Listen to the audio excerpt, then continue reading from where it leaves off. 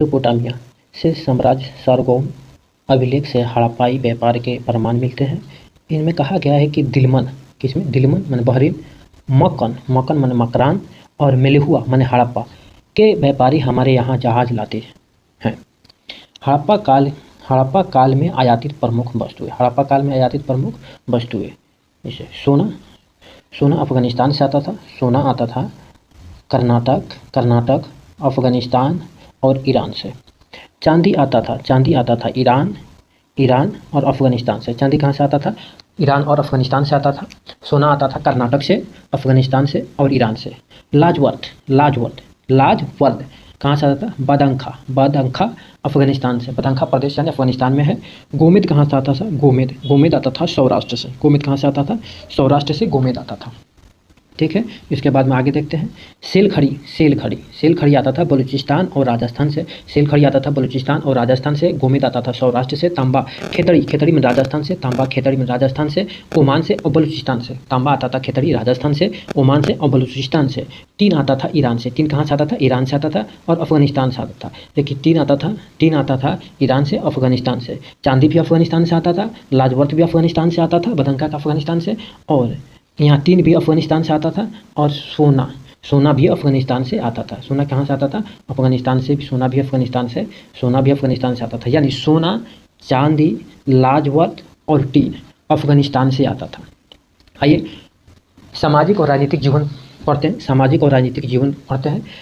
हड़प्पाई समाज मातृसत्तात्मक प्रतीत होती है। हड़प्पाई समाज कैसे प्रतीत होती है? मातृसत्तात्मक प्रतीत होती है।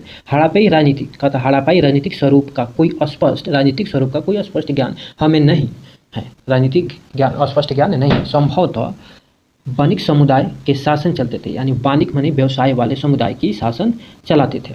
मृतकों के संदर्भ में पूर्ण समाधिकरण, आंशिक समाधिकरण तथा दाह संस्कार तीनों प्रचलित थे। यानी मृतकों के संदर्भ में पूर्ण समाधिकरण, आंशिक समाधिकरण तथा दाह संस्कार तीनों प्रचलित थे। तो होता हड़प्पा से R37 कब्रिस्तान मिला है। ये पूछता है हड़प्पा से R37 कब्रिस्तान कहाँ से मिला है? हड़प्पा से मिला। लोथल और कालीबंगन से युग्मित सौधान माने 2 आदमी के शव मिला है एक साथ। लोथल और कालीबंगन से युग्मित सौधान प्राप्त हुए हैं, जिनसे सती प्रथा का प्रचलन का आभास मिलता है। जिनसे क्या मिलता है? जिनसे सती प्रथा के प्रचलन का आभास मिलता है।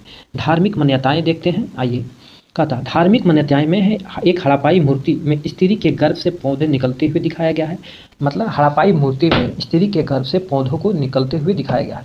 यह इस बात का प्रमाण है कि हड़प्पाई लोग धरती को उर्वरता की देवी समझते थे। क्या समझते थे? धरती को हड़प्पाई लोग उर्वरता की देवी समझते थे।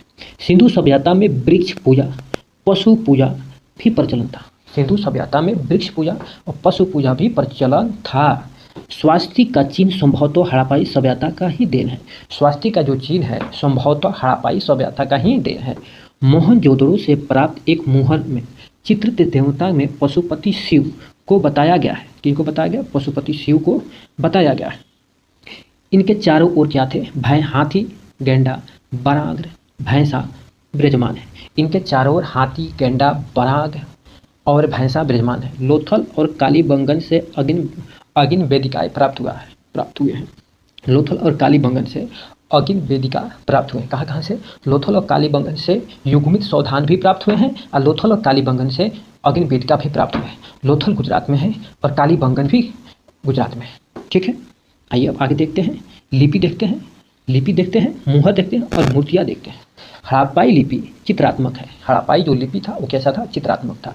यह लिपि दाईं से बाईं ओर लिखी जाती थी। किधर से किधर लिखी जाती थी? इधर से इधर न लिख के इधर से इधर लिखी जाती थी, यानी इधर से इधर लिखी जाती थी, दाईं से बाईं लिखी जाती थी। जब अभिलेख एक से अधिक पंक्ति में होता था तो पहली पंक्ति दाईं से बाईं तथा दूसरी पंक्ति बाईं से दाईं लिखी जाती थी। यानी कहने का मतलब है 2 पंक्ति में अगर होगा तो पहली पे दाईं से बाईं और दूसरे का बाईं से दाईं लिखा जाता था। इस तरह इसे कहते हैं ब्रुस्टोफेडन शैली भी कहा जाता है। कौन शैली कहा जाता है? ब्रुस्टोफेडन शैली कहा जाता है। आइए, मोहरें मुख्यतः वर्गाकार थी। मोहरें जो मिली हुई है मुख्यतः वर्गाकार थी। सेल खड़ी की बनी हुई थी। किसकी बनी हुई थी? सेल खड़ी की बनी हुई थी। मोहरों में सर्वाधिक संख्या में एक श्रृंगी पशु की आकृति मिलती। एक श्रृंगी पशु की आकृति में, एक सिंह वाले पशु की आकृति मिलती है।